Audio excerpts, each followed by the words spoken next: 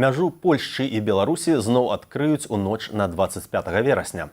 Міністр унутраных спраў Польшчы Марцін Кірвінскі ўжо падпісаў адпаведнае распараджэнне. Пра гэтае рашэнне мы пагутарым у жывым эфіры праграмы «Пік свабоды». З вами Алексей Знаткевич. У нас сёння будзе некалькі экспертаў, і вы можаце самі задаць пытанні ў каментарах пад гэтым відэа. Польскія ўлады закрылі мяжу яшчэ 12 верасня. Прычынай называлі сумесныя вучэнні Беларусі і Расіі «Захад-2025». Але тыя вучэнні завяршыліся 16 верасня. Чаму закрыццё адбылося тады, а адкрыццё толькі цяпер? Такое пытанне перад нашым эфірам я задаў эксперту польскага цэнтру ўсходніх даследаванняў Камілю Клысінскаму. Я могу только догадываться, это не ответ пресс-секретаря правительства Польши, а просто догадки одного из экспертов, которые занимаются Беларусью в Польше. Мне кажется, что надо смотреть прежде всего на обоснование этого решения. Сначала, когда 9 сентября премьер-министр заявлял про это решение, говорил именно об учениях «Запад-2025», но там потом были разные объяснения, уточнения. Это уже не премьер-министр этим занимается, конечно, а подчиненные, тоже МВД наше, которое занималось конкретно документами, обоснованием, юридическим обоснованием закрытия границы, объяснило это безопасностью Польши, безопасностью границ. А наши отношения с Беларусью или их отсутствие, они настолько на низком уровне находятся, настолько все плохо, что даже окончание учений не обозначает, что все в порядке, что можно открывать погранпереходы. Вот. И это тоже есть своего рода вызов. Ведь не только самые учения, которые, кстати, если смотреть только на учения, как на военные события, они были очень вегетарианские, как современно говорится. Там очень мало солдат было вовлеченных, особенно русских было мало, около 1000, может, 1500. Значит, не в учениях речь, а в готовности, в намерении белорусских властей и российских властей организовывать провокации, устраивать разные провокации против нашей безопасности, против наших границ, наших граждан.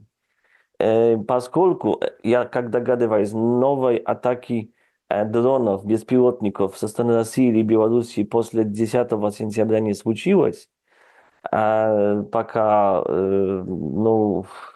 наши недруги в Минске и в Москве сохраняют тишину по этому вопросу, поскольку вопрос тоже беспилотника, который летал над дворцом Бельведер, президентским дворцом в Польше, он тоже выясняется или уже там все решено.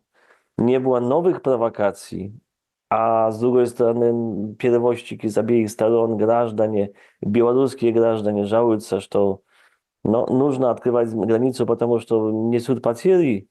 Есть еще интересы китайских партнеров, ведь и у Беларуси, и у Польши Китай это партнер, а не враг. Мы не хотели спорить с Китаем. Я думаю, что тем более Беларусь не была в этом заинтересована. И поэтому граница открывается, конечно, с оговоркой, которая очень нужна, что в случае повторения, ужесточения ситуации, это может тоже повториться. Такое решение может быть принято повторно. У заяве польскага прэм'ера якраз гаворыцца пра інтарэсы польскіх перавозчыкаў. А наколькі балючым быў менавіта для польскага боку вось гэты крок і гэтае закрыццё мяжы? Наколькі вялікія страты панесла Польшча? Я таких подсчетов на счет польской стороны не видел. Возможно, никто не успел подсчитать или никто не хотел публично поделиться этими подсчетами. Были только общие заявления, какие-то отрывочные данные. Видел, с другой стороны, подсчеты, но это тоже сложно проверить. Сообщество железнодорожников белорусских, подпольной организации, независимой организации, которая подсчитала белорусские потери, что там было даже 500 тысяч долларов в день, особенно у белорусской железной дороги, которая, конечно, является главным пострадавшим от этого закрытия границ, как перевозчик, оператор китайских грузов. И поэтому я бы вот рассматривал это в таком ракурсе, что прежде всего это были потери белорусские, потому что белорусская экономика, она в гораздо худшем состоянии, чем польская, где-то несравнимо. Больше зависит от транзита, от перевозов с востока на запад и с запада на восток, чем Польша. Мы, слава богу, переориентировались во многом уже по другим направлениям. Но, конечно, некоторые перевозчики этим занимаются. ПКП Карго, например, наша железная дорога тоже несет потери, убытки. И, конечно, эти операторы довольны. Наверное, довольны открытием границ. Вы уже сказали про китайский фактор. У Польши был министр замежных справ Китаю Ван И. У Беларусь приезжала делегация высокого узроўню і сустракалася в тым ліку з Александром Лукашенком. Як вы лічыце, наколькі сапраўды менавіта ціск з боку Китаю паўплываў на гэтае рашэнне і ціск, які мог быць ціск на Беларусь і які ціск мог быць на Польшу? Сложный вопрос. Я могу только сказать точно, это совершенно логично, хотя со свечкой там не стоял, но в обеих переговорах, в обеих случаях, и в Минске, и в Варшаве с китайскими гостями, наверное, в повестке была проблема закрытия границы. Это понятно, это очевидно, и наш министр иностранных дел Радослав Сикорский после встречи со своим китайским коллегой, ну, даже я сказал, а написал, сообщил на платформе X, что мы надеемся, что вот Китай поддержит наши усилия утихомирить, успокоить Лукашенко и белорусский режим, чтобы они вели себя более ответственно. Значит, подтвердил, возможно, тоже с разрешения китайского собеседника, что вопрос обсуждался на этих разговорах. А Лукашенко вообще не стеснялся, когда принимал Лиси. Вчера сказал, что вот Польша, видите, что они тут там, как они тут там нам нагодили, что это за соседи, и тоже там рассмешил нас очередной раз, намекая, что мы действуем в интересах другой державы. Потому что нам нужен какой-то кукловод. Лукашенко не может себе представить, что Польша принимает стратегические решения про свою безопасность самостоятельно, как и сделали мы сейчас. Про эту границу Лукашенко это никогда не понимал и уже не поймет, наверное. Вот. Насчет давления Пекина.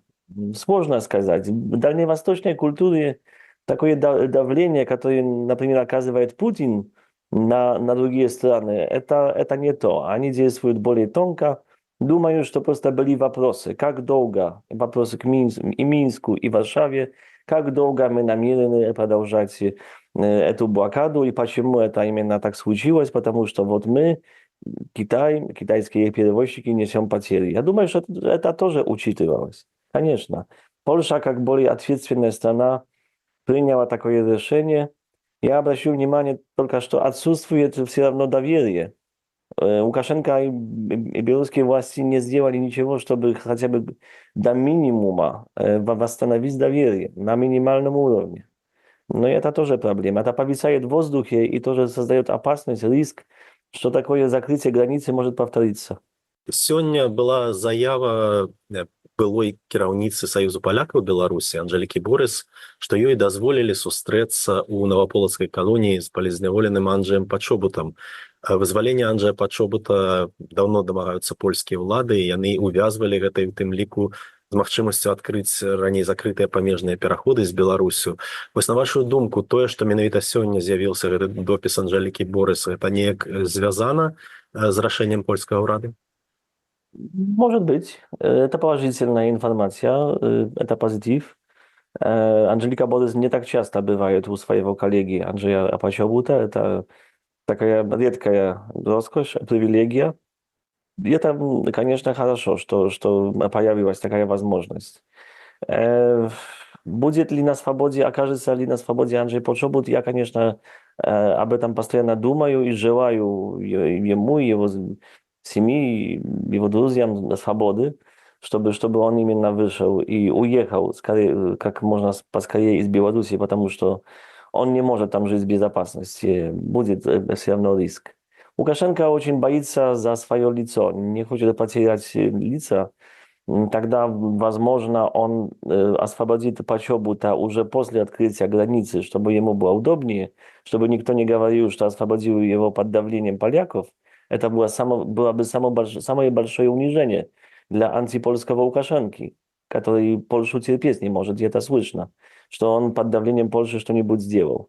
Освободит, не знаю, под годовщину Великого Октября, это тоже такие помилования бывали. Если он это сделает, это будет хотя бы минимальный шаг восстановления, ну, какой-то стабильности и доверия, минимального очень доверия, но все-таки положительный шаг и акт гуманизма. Что, конечно, очень нужно, только я еще наведу порядок в эти вопросы погранпереходов. Официально свобода Почобута не увязывалась с решением про блокаду границы. Там была про безопасность, ну, завершение учений Запад и безопасность наших границ. Что мы Я маю сейчас... на ўвазе даўнейшае рашэнне. Памятаеце, калі закрывалі пераходы, Но і пераход... тады была канкрэтная заява, што мы вернем, калі выпусцяць Пачобута. Конечно, логично. Мы действуем логично. И если Почобут окажется на свободе и все с ним будет хорошо, сможет уехать в Польшу, значит, уже будет на полной свободе, тогда откроется, возможно, погранпереход Бобровники. Он постоянно закрыт именно с февраля 2023 года. Да, в таком понимании, да. Но это только один погранпереход. І я хацела апошняе спытацца, я разумею, што прагнозы такая няўдзячная рэч, але ўсё ж такі, на вашу думку, цяпер, пасля гэтага рашэння польскага ўраду, ці можна чакаць нейкага мінімальна хаця б пацяплення адносінаў паміж польскімі і беларускімі уладамі Польшчы і Беларусі і паляпшэння нармалізацыі хоць нейкай, ці ўсё ж такі праз некаторы час зноўку ўсё пойдзе на іншае кола і зноўку польскі ўрад прыме вось гэтае рашэнне, як сказаў сёння спадар Туск, што мы гатовыя пры патрэбе зноўку закрыць мяжу. Существует такой риск, отношения очень нестабильные, они на грани.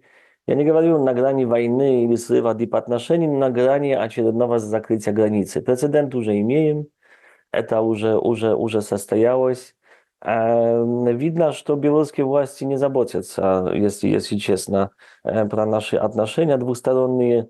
У меня впечатление, что им не хочется этого делать, и они хотят договориться. И у Рыженкова, главы МИДа, и у генералов, всяких силовиков, и, конечно, лично Лукашенко очень антипольские речи, антипольские выступления, а совершенно абсурдное задержание польского монаха Grzegorza Gawła 4 сентября, очень плохо подготовлено, это на любительского любителя, я бы так сказал. Задержали человека, который ни слова не знал на русском и не смог произнести, а который якобы шпионил там и собирал информации на русском, которого не знал, про Запад 2025. Это говорит о том, что отсутствует желание с другой стороны договориться. И поэтому мой прогноз будет, к сожалению, негативным. В ближайшее время больших улучшений, заметных улучшений я не вижу и спрогнозировать не могу. Дякую вам вялікі за гутарку. Дякую. Гэта быў аналітык польскага цэнтру ўсходніх даследаванняў Каміль Клісінскі. Мы з ім гутарылі напярэдадні гэтага эфіру, а з намі цяпер на сувязі аглядальнік Радыё Свабода Юры Дракахруст. Юрый, вы чулі, што казаў спадар Клісінскі, і я хацеў бы пачаць менавіта з такога самага пытання, бо вы шмат з якімі экспертамі размаўлялі ў апошнія дні. Чаму менавіта цяпер? Бо вучэнні завяршыліся ўжо 16 верасня, прайшло ўжо шмат дзён. Чаму менавіта цяпер польскі ўрад прыняў такое рашэнне? Я мяркую, што польскі ўрад як бы чуў розныя галасы, адчуваў розныя ўздзеянні з розных бакоў. Ну, з аднаго боку, гэта галасы, скажем, свайго бізнесу, які вельмі губляе. Пра гэта казаў Каміль. Таксама, магчыма, гучалі галасы з Брусселя. Справа ў тым, што перакрыўшы мяжу Польшы з Беларусі, яны перакрылі транзіт кітайскі ва ўсю Еўропу. ад Польшы да Партугаліі. Ну, магчыма, з Брюсселя штосьці гаварылася. Таксама мы не ведаем дакладна ўсё ж такі, як ішоў дыалог Китая з Варшавай, Китая з Менскам. Магчыма, і як бы нейкія сігналы гучалі з Пекіна. Ну і ўрэшце рэшт, як бы фармальнай или фактычнай, тут хто як скажа, нагодай былі перасцярогі наконт бяспекі, як бы пагрозы бяспекі. Ну, магчыма, гэтыя пагрозы зніклі, вот тое, ізноў жа пра што казаў Каміль. Можа, скажем, вайскоўцы, разведка ацэньвала пагрозы, скажем, новых атак дронаў, новых, так сказать, палётаў валькірій вышэй. Ну, а вот зараз вырашылі, што пагроза знізілася, зменшылася ці знікла.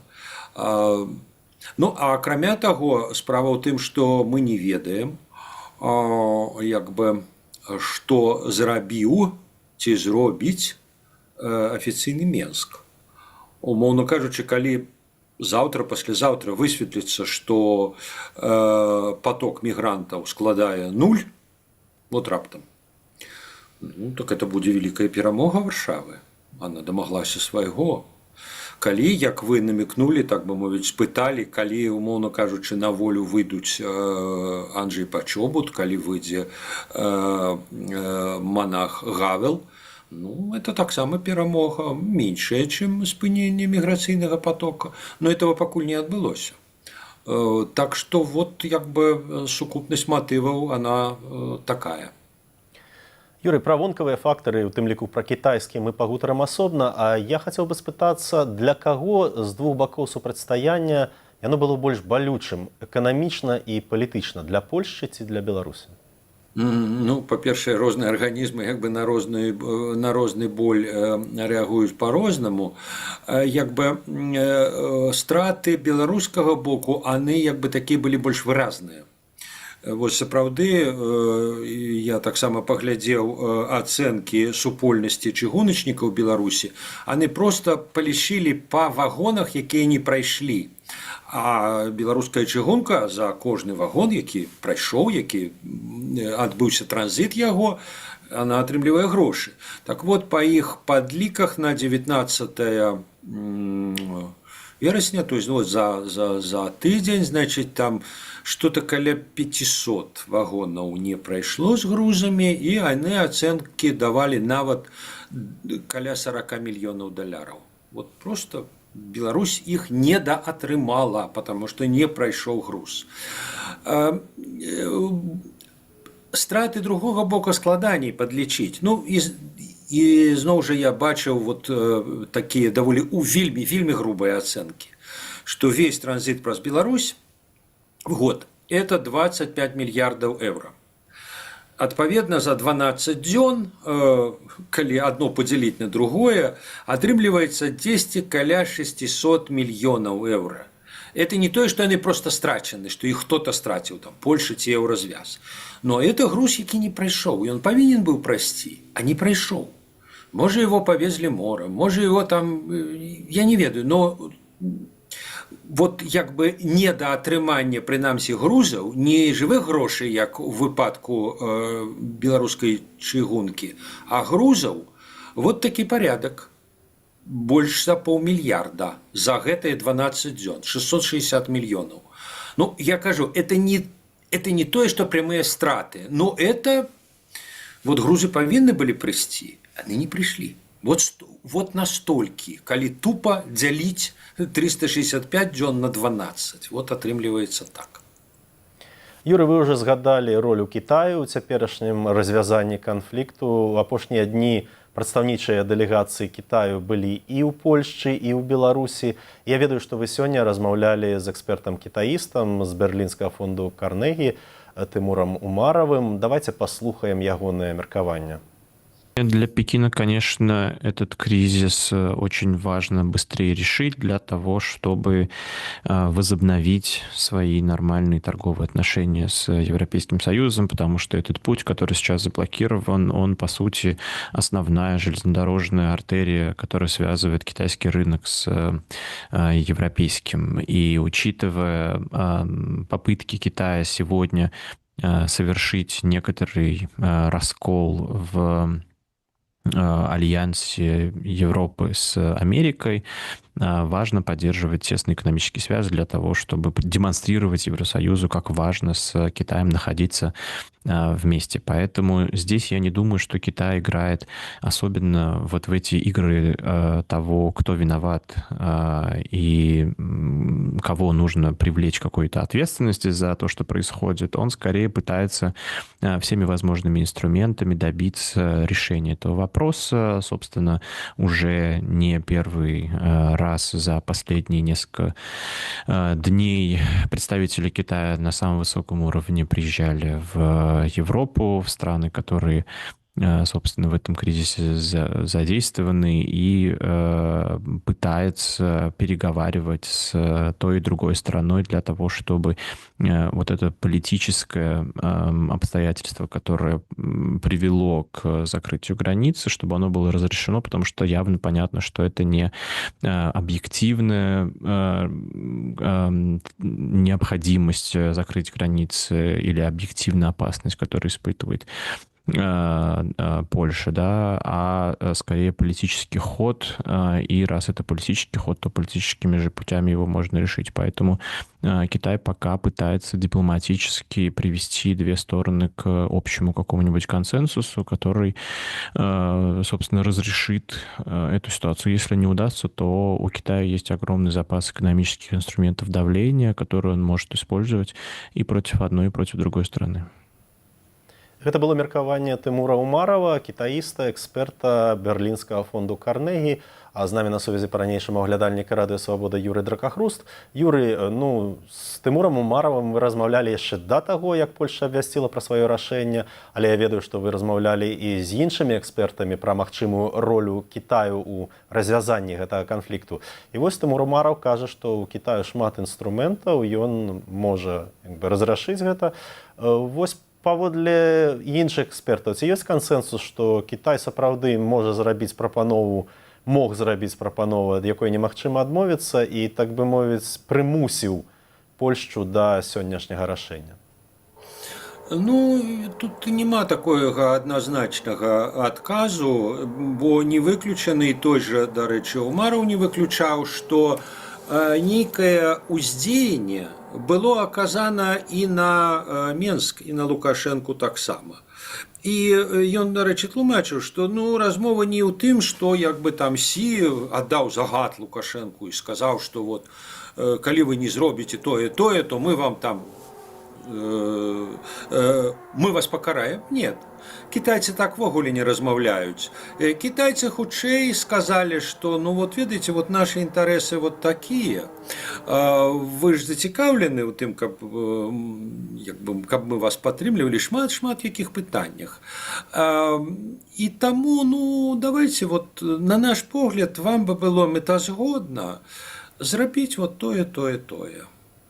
А это мы, дарэчы, высветлім. Мы убачым лёс таго ж, скажем, Пачобута, таго ж Гавела і дынаміку міграцыйных потокаў. Калі, напрыклад, высветліцца, я кажу, заўтра, паслязаўтра, што міграцыйны поток, скажем, знік, ці вельмі знізіўся, можна будзе меркаваць, што да, Кітай меў дачыненне да этой сітуацыі. Хаця не выключана, што і сам Лукашенко мог прыйсці да высновы гэтага зрабіць дакладна. Я думаю, мы не даведаемся ніколі. Так што магчымасць, і іншыя эксперты казалі, што Кітай можа і будзе давіць, але ціснуць, але мякка, ветліва, паважаючы там і разумеючы яго нежаданне губляць твар. В Кітаі таксама самі пра гэта вельмі дбаюць. І таму, калі браць вонкава, вот таксама эксперт Рыгор Астапеня, ён сказаў, што ну тут вот как бы спаборніцтва, хто першы міргне. Калі браць вонкавы бок, вот фармальны, да, публічны, першым міргнула Варшава. Варшава прыняла рашэнне. Вот калі б, умоўна кажучы, Лукашенко учора пасля сустрэчы з кітайскім прадстаўніком сказаў: мы спыняем міграцыйны поток. А сёння бы Варшава адкрыла мяжу, ну, все б сказалі, да, першым міргнуў Лукашенко. Ну, а так Лукашенко такого і блізка не казаў. Але я кажу, што калі, умоўна кажучы, в бліжэйшыя дні высветліцца, што Беларусь все ж таки нейкія крокі і ў першую чаргу, якія тычацца міграцыйнага крызісу, зрабіла ці зробіць вось-вось, ну тогда это можна будзе як бы сказаць, што абодва падміргнулі адзін аднаму. Якраз вот адна з нашых гледачоў піша: каб мігранты зноў не сталі штурмаваць Польшу з боку Лукашенко. Это, так бы мовіць, яе, відаць, абрунтаванне, чаму Польшча прыняла такое рашэнне. Я хацеў вас, Юрый, спытацца, а які ваш асабісты прагноз? Вось вы чакаеце, што ў наступныя дні да нуля ці амаль да нуля ўпадзе гэтая колькасць нелегальных спробаў перайсці мяжу з беларускага боку? Я па шчырасці не вельмі чакаю, што міграцыйны крызіс спыніцца. Тое, што скароцяць, што гэты поток будзе скарочаны, думаю, што да. Думаю, што, но не да нуля, а да такой заўважальнай лічбы, але якая пакажа, што, ну, вот як бы Лукашенко гатовы зрабіць нават паўкрока.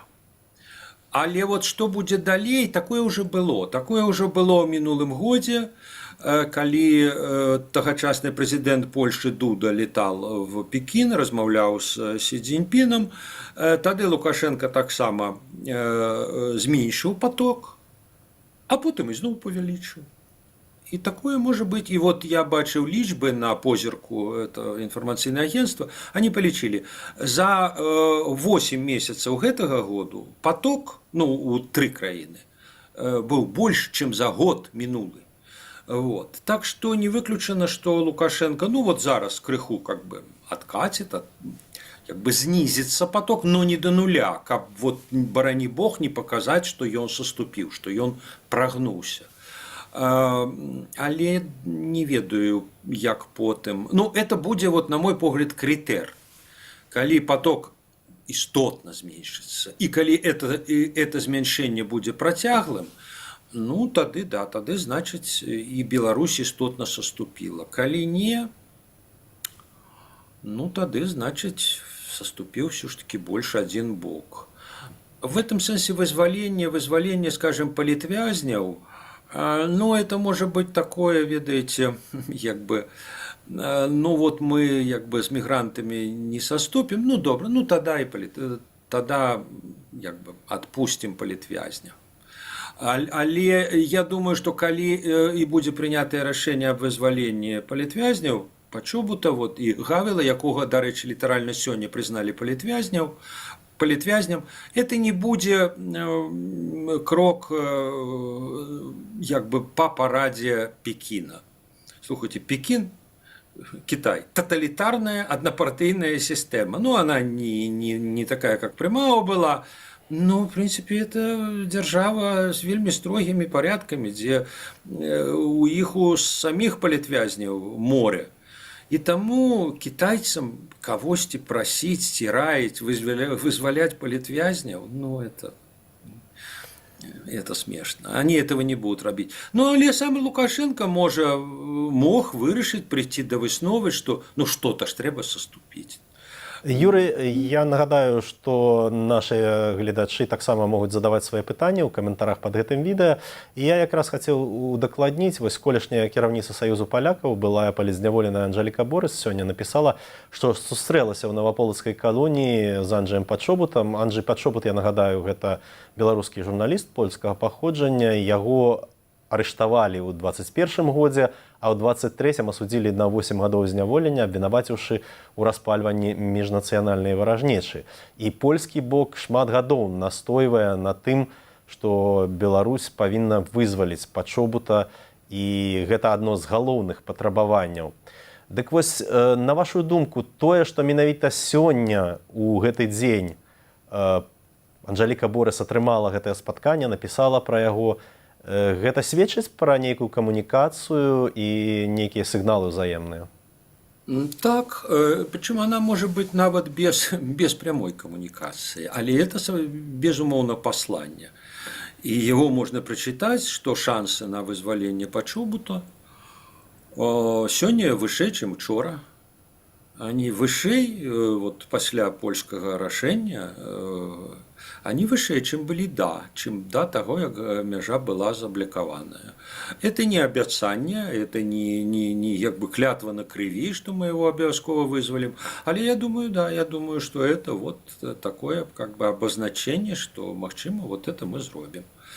И я бы лічыў это даволі імаверным, тому что як бы сапраўды вакол этого пытання як бы вядуцца доўгія ўжо перамовы.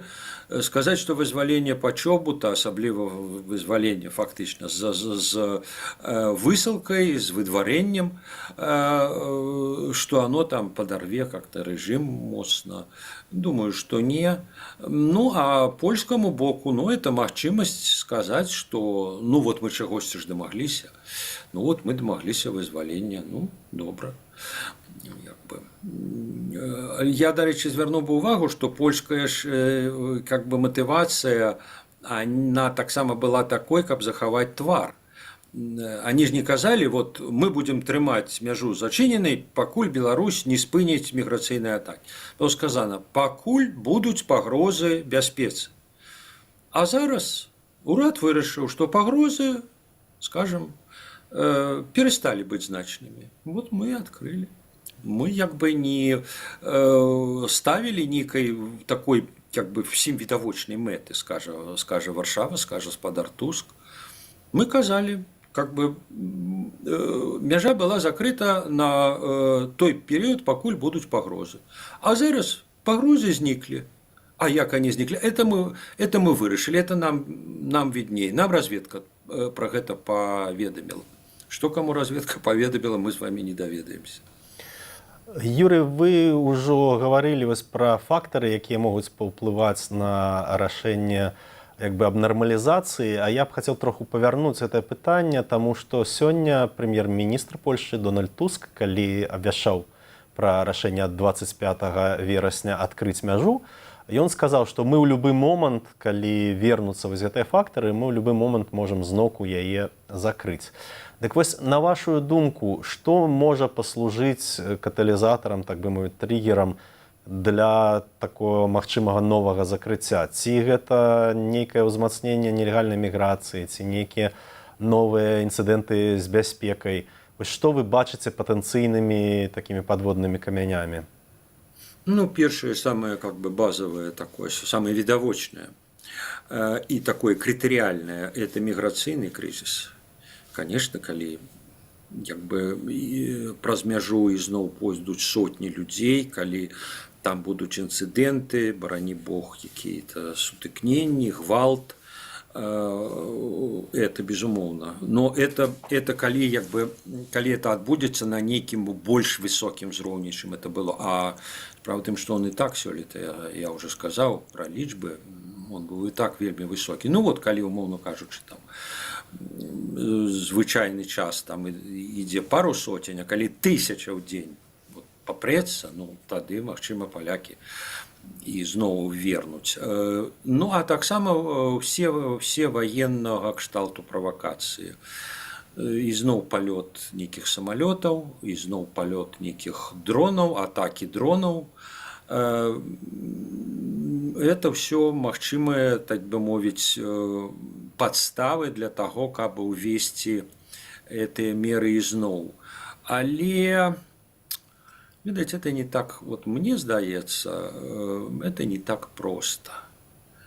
Калі вы прынялі нейкую меру, і не зусім зразумела, як бы, ці дамагліся вы нейкіх мэтаў пры дапамозе гэтай меры, а потым ад яе як бы адмовіліся. Не факт, што калі вы яе ўведзеце ізноў, она будзе больш эфектыўнай. Больш за тое, я не выключаю, што тады ціск з розных бакоў, прынамсі з Пекіна, і з Брюсселя, он стане большым. Он стане большым. З такой логікай. Ну, вы ж тада саступілі, нічога не атрымаўшы. Ну, давайте саступайце ізноў.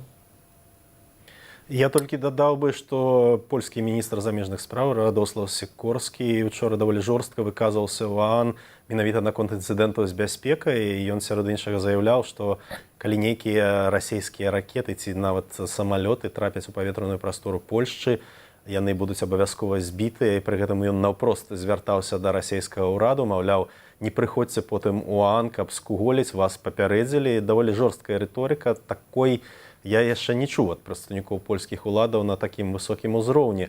Але я хацеў бы спытацца ў вас, як у чалавека, які сапраўды ў гэтыя дні вельмі шмат размаўляў з экспертнай супольнасцю, вось якая больш-менш агульная ацэнка, калі яна в прынцыпе ёсць, чаго варта чакаць? Нейкай нармалізацыі, хай сабе мінімальнай, нейкага пацяплення адносінаў паміж уладамі Беларусі і Польшчы, нейкай замарозкі, ці нас чакае ў хуткім часе новая эскалацыя?